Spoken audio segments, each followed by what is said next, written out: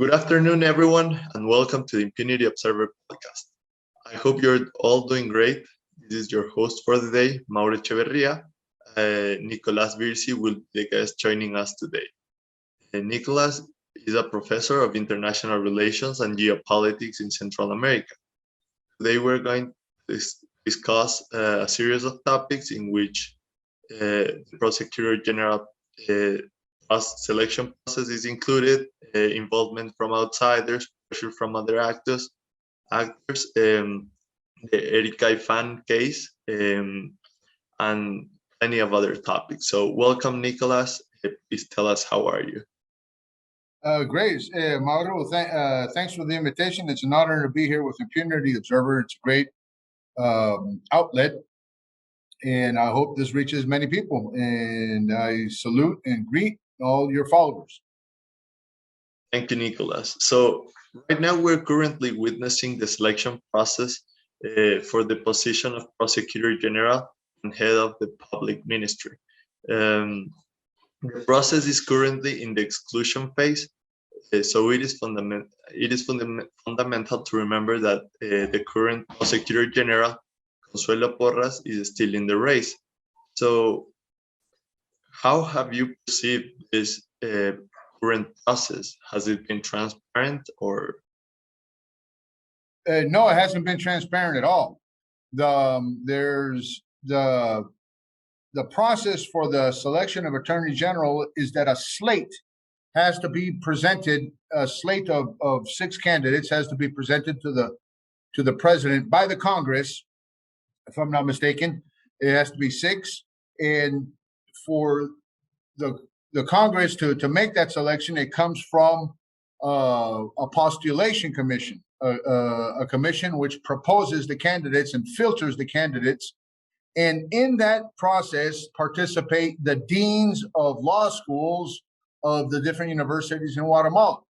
And it's very well known, although there's no concrete evidence to it, but it's very well known that it happens. I've talked to many deans, and they receive pressure from the United States State Department to vote a certain way. And that's not a transparent process at all.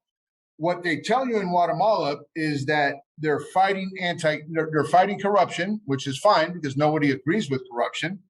But what they don't tell you is they want to eliminate due process in every step of the way.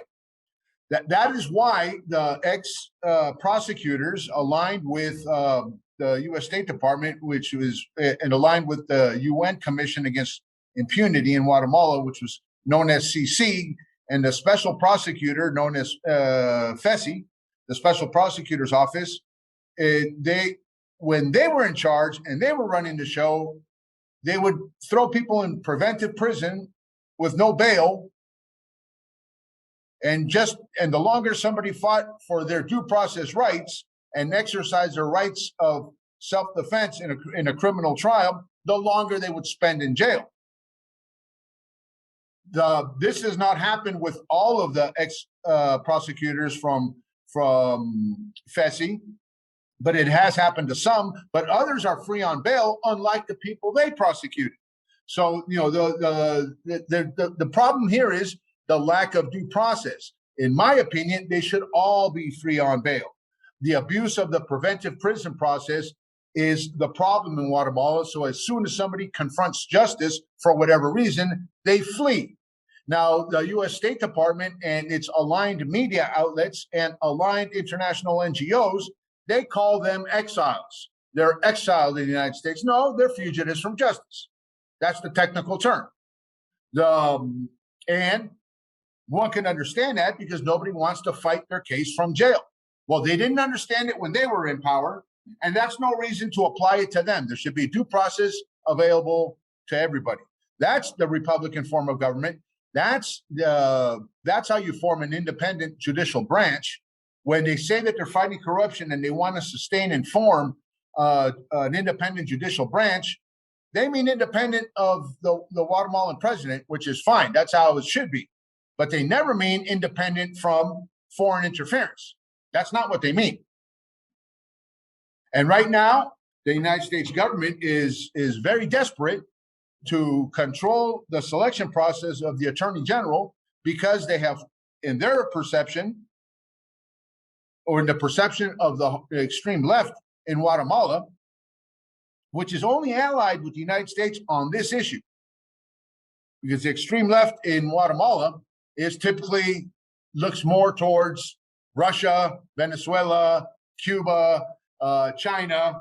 You know, there's some strange politics makes for strange bedfellows. You know, there's the hard left supports this, what's called in Spanish, the lucha contra la corrupción, because they see it as a way of cleaning house of all their political rivals. It's not that they're not corrupt, and it's not that they're for integrity in government. That's not the case at all.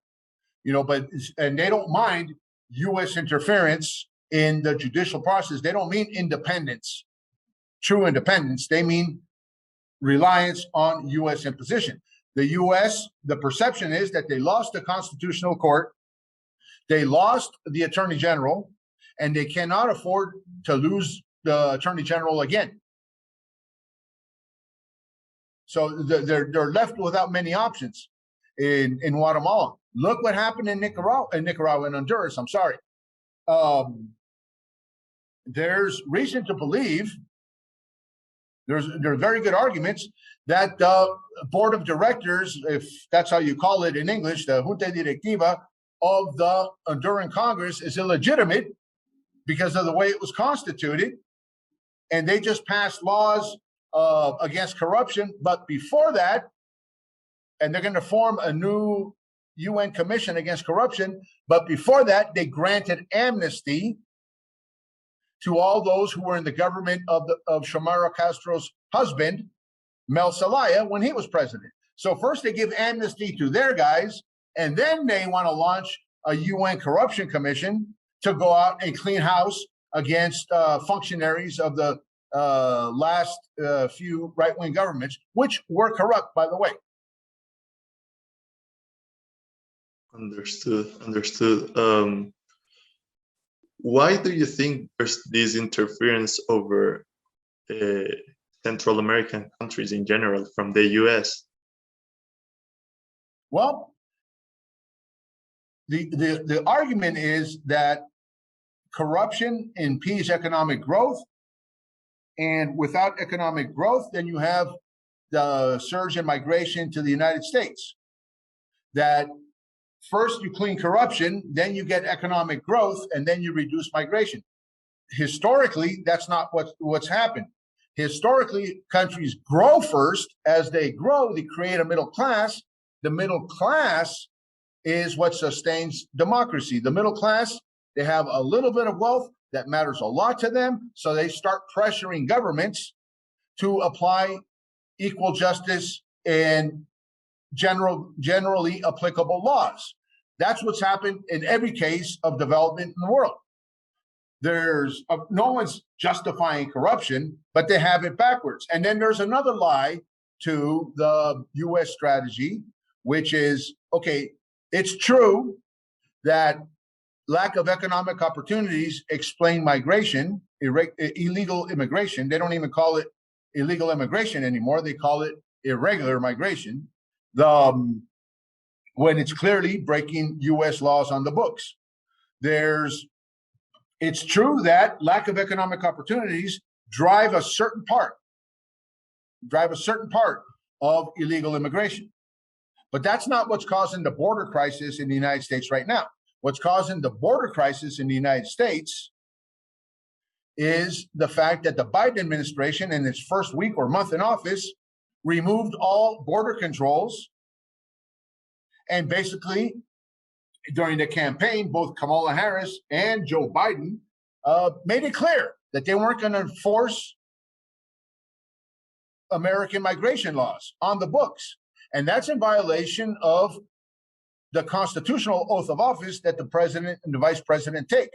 The United States Constitution says, shall enforce the laws. Shall. That means they must enforce the laws on the books, and they're not doing that. They're doing everything but that. And not only that, migrants now know if they get to the United States, not only will they not be deported, they will be given jobs, they will be given access to free education, they will be given access to health care.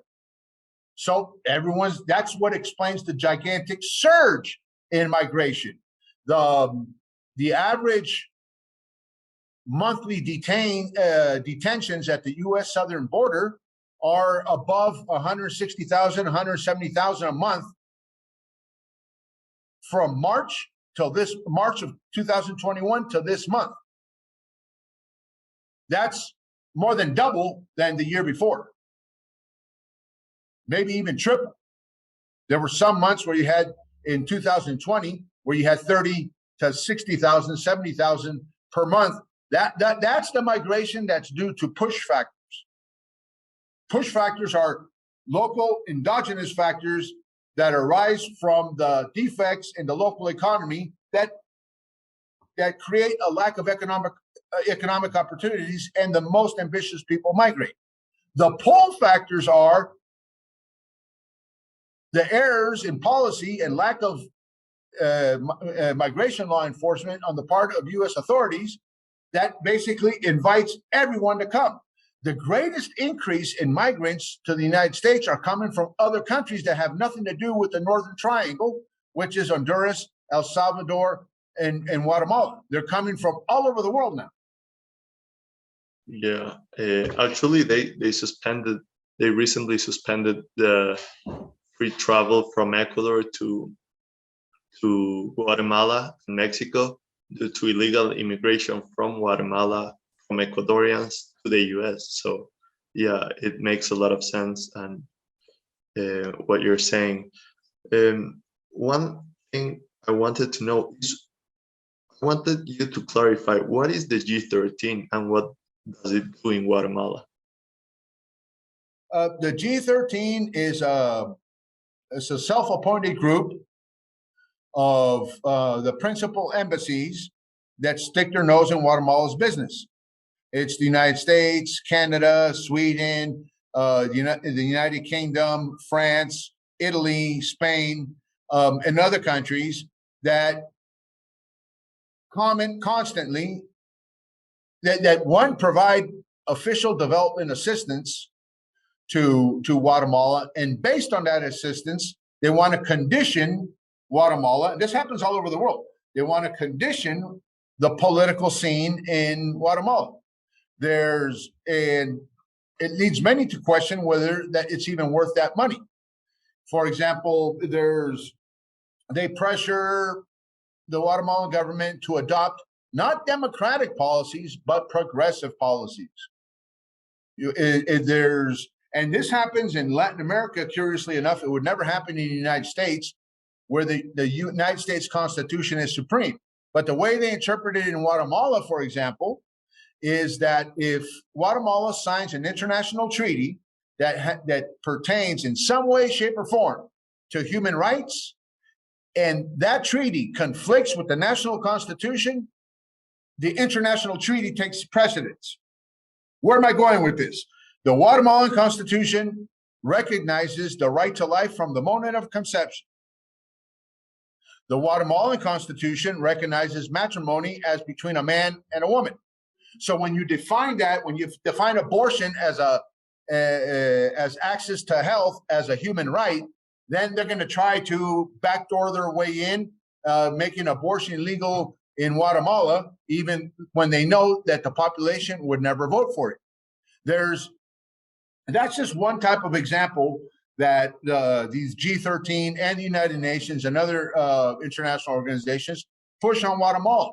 And it's really lamentable because they say, for example, the UN Program for Development says it wants to promote development in various countries of the third world, but they push agendas, social welfare agendas, that the rich countries only adopted once they were rich. They didn't have them when they were on their way to development.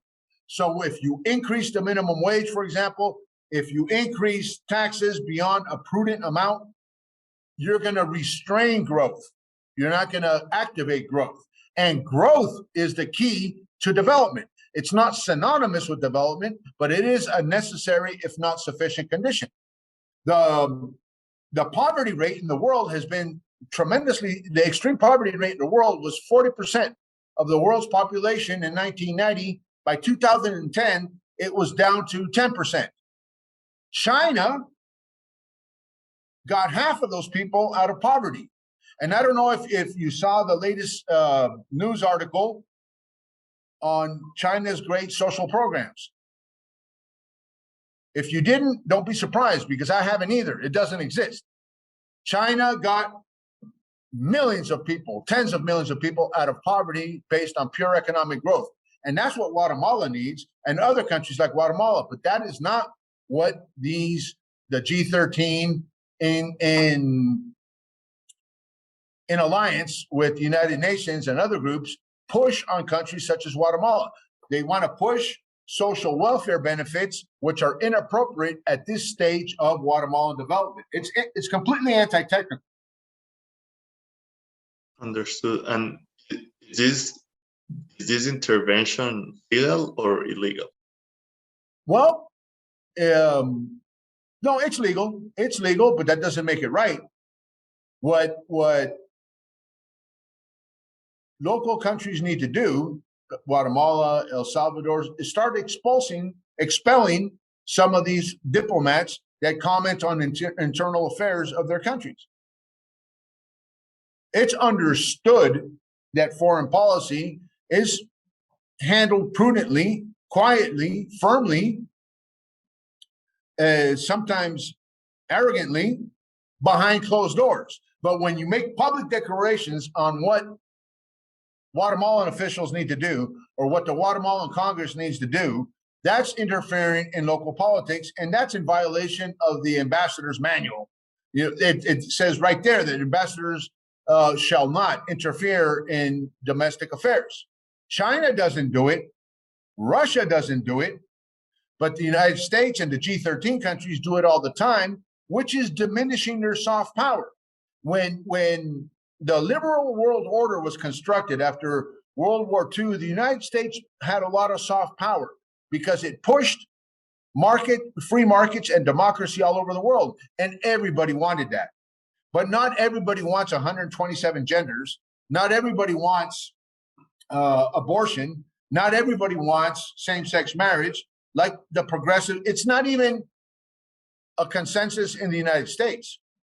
So the United States has no business pushing it on other countries. In the Islamic world, for example, in Africa, they're strongly against it. And in Latin America, many countries are against it also. Understood. Who besides the U.S. Embassy and the G13 are trying to interfere? Are there other groups? Are there insiders like people in Guatemala? Well, they have their local affiliates, agents that work on their behalf. And it's funny because they're all left-wing activists, even the journalists, and they're not pro-American. They're not pro-American at all. They're always rooting against the United States for absolutely everything. They just see this fight against corruption as an opportunity to clean house with their political rivals. But if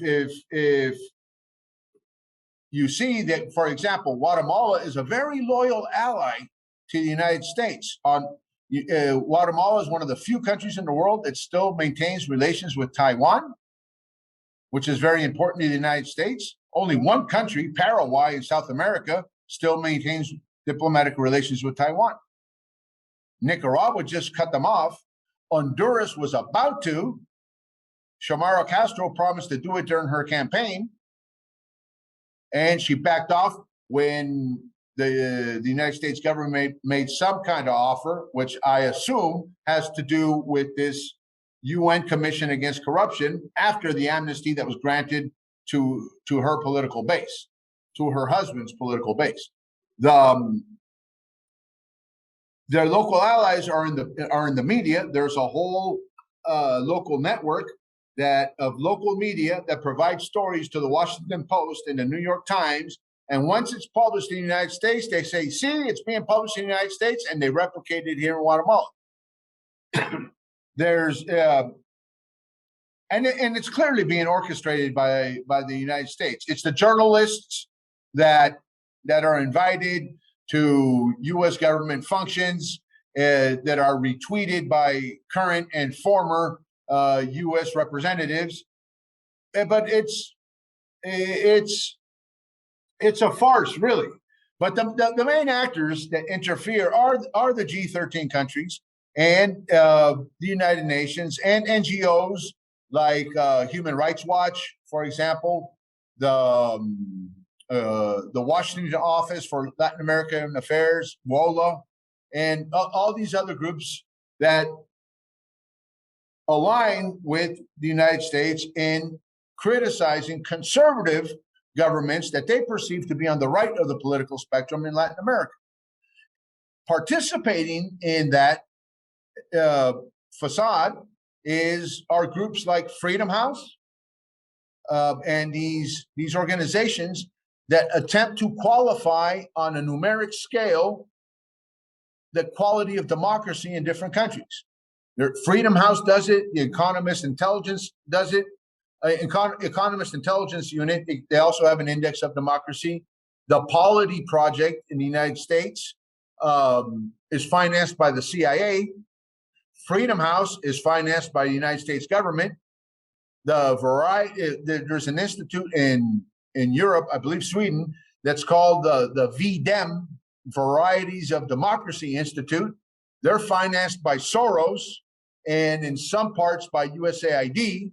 And what they're really qualifying is not, it's one thing to qualify a country as democratic or not based on whether they have free and fair elections. It's another thing, so that's either a yes or a no. It's another thing to say you have a 6 on a 0 to 10 scale, or you have 50 on a 0 to 100 scale in terms of your quality of democracy. And what they're grading there is how progressive countries are. For example, lack of support for public sector unions has been mentioned by Freedom House as democratic backsliding. Lack of support for the LGBTQ agenda has been classified as democratic backsliding. Lack of support for same-sex marriage has been classified as democratic backsliding. Now, this is not to say that countries should or should not adopt those different policies, but clearly different countries have different cultural and political preferences, and that will be reflected in the political outcomes that emanate from the political system. So an objective measure of democracy should not take those things into account because different countries have different political preferences. Like we say in the United States, elections matter, but it seems not to matter to the qualifiers of democracy that are funded by the United States government. Definitely, for sure. By the way, Richard Hanania, I believe that's how you pronounce his name, has 2 excellent articles on this. I forget their names, but I encourage people to read them. All right, thank you. What do you think about the case of Judge Eric Molina in Guatemala? I believe, I'm not an expert on her case. She's being accused of redirecting cases to her own court so she could dispose of the judicial proceedings and find people innocent or guilty, as the case may be. That's the accusation. She deserves her day in court, and she deserves to be free on bail while she confronts the case against her. That's not the benefit of the doubt that she and other ex-CICIG aligned prosecutors, that's not what they practice. Now, she's accused of assigning cases to herself without the approval of the Cámara Penal, which is the penal chamber in Guatemala, and that's required. So when you circumvent that prerequisite, you're violating due process of law, because it's like, give me these cases. I have a personal interest in these cases. I want to be the judge in these cases. That's incorrect. She needs to face, there's evidence of that. I don't know if the evidence is sufficient to convict, but she should confront justice in Guatemala free on bail. That is not a benefit of the doubt that was granted to the people accused while she was in power when CICIG and FESI were still operating under the influence of the United States government. Right. I think she's fleeing the United States. She's claiming she they has claim she's no in other exile. option. They call her an exile, not a fugitive from justice. The same thing with Telma Aldana, the same thing with Juan Francisco Sandoval, and many others. I don't know if they're guilty or not, but they should, when they were in power, they said, he who owes nothing should fear nothing.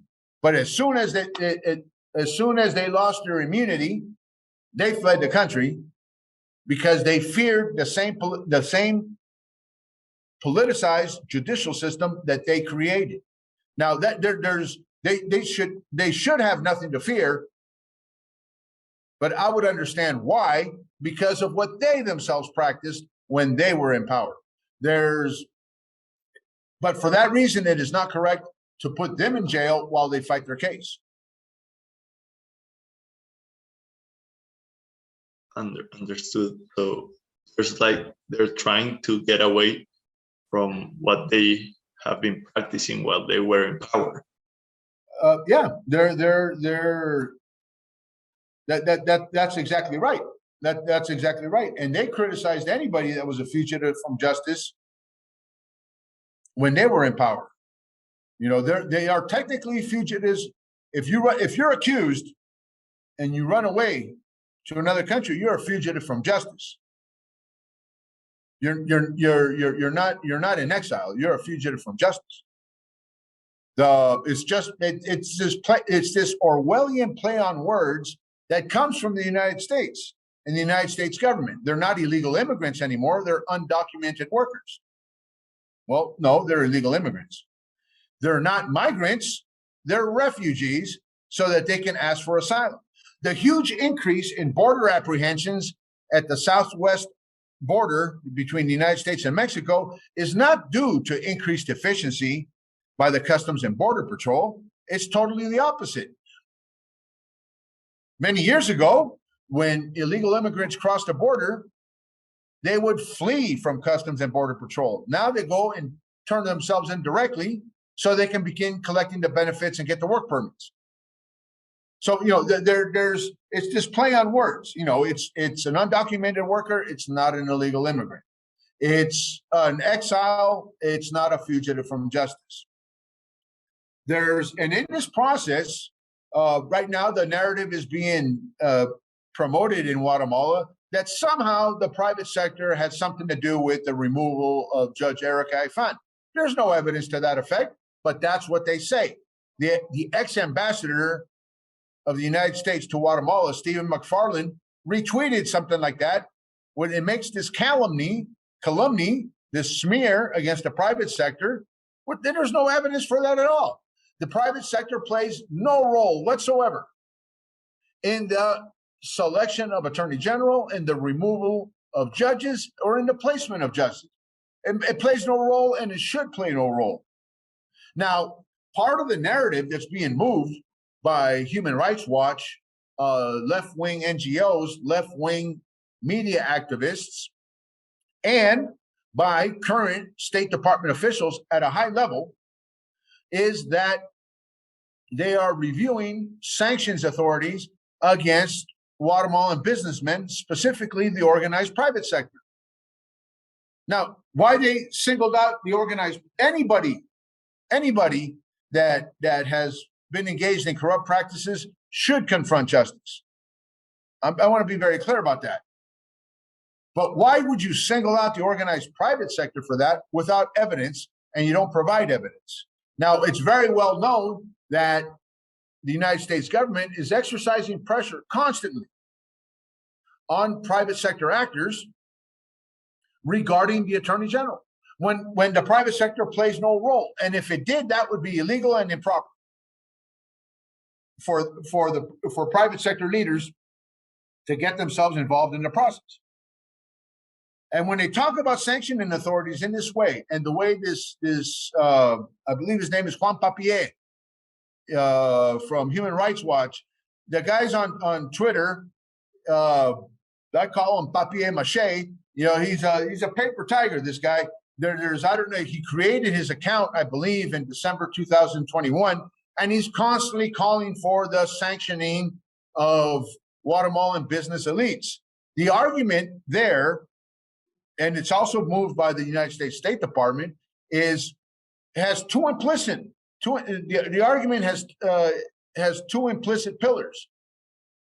Either when they're talking about sanctioning private sector leaders, either they have something on certain private sector leaders to justify a case against them, but they will not proceed with the case if the private sector illegally pressures the government to appoint an attorney general that's aligned with the U.S. political preferences. That's one.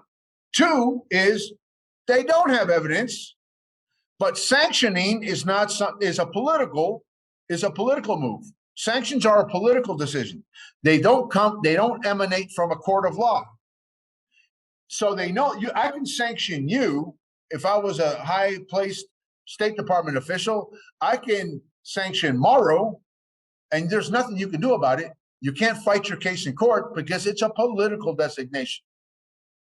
Whereas if I did it in court, you would get due process, what little due process is left in the United States. Well, I shouldn't say that, but due process is under attack in the United States, and people look at that and see the politicization of the system of justice in the United States. They say, I don't want to see that here in Guatemala or in other countries.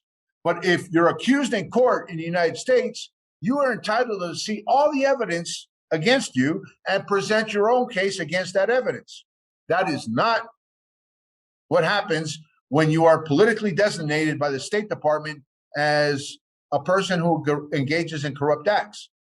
It's simply you're designated. So the implicit argument only leads to the conclusion that the United States is practicing lawfare or selective justice.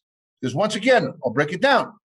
Either I have something on you, but I won't use it against you if you pressure the government to name an attorney general to my liking, or I don't have evidence against you, but I will politically designate you anyway because you have no recourse in a court of law. That's the very definition of lawfare. Yeah, and can you explain us what is the Engel list? The Engel list it was named after United States Congressman Eliot Engel, who is no longer in Congress. He was voted out during the primaries during the last election, and he was replaced by Jamal Bowman in New York. But that's where they create a list of these corrupt actors, and the people on that list are eligible to be sanctioned by the U.S. State Department.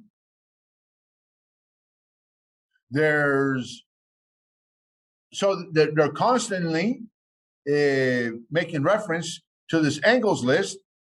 If they have evidence, strong evidence of corruption by anybody, by all means, they should apply it. But they're using it politically.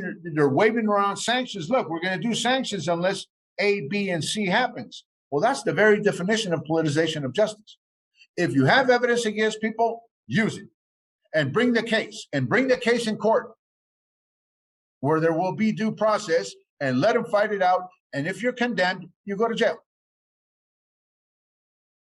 But they don't want to do this because they don't want to lose cases in court, because I suspect the cases aren't as strong against business leaders as they claim, or they want to make people believe. This is a political show. There's, for example, a corollary. This is not moved so explicitly by the United States government, but it is moved by all its allies, that somehow the organized private sector is in cahoots with narco traffic and those very corrupt actors. That's not true.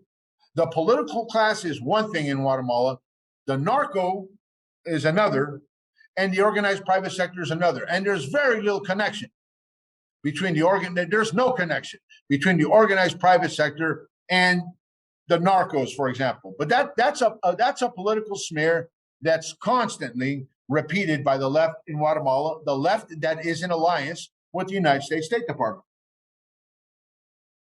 All right. Understood. So, any last message for our audience? Keep in tune. I'm going to start contributing articles on a regular basis. I'm proud to participate with Impunity Observer, and I hope you guys give me a look. Thank you.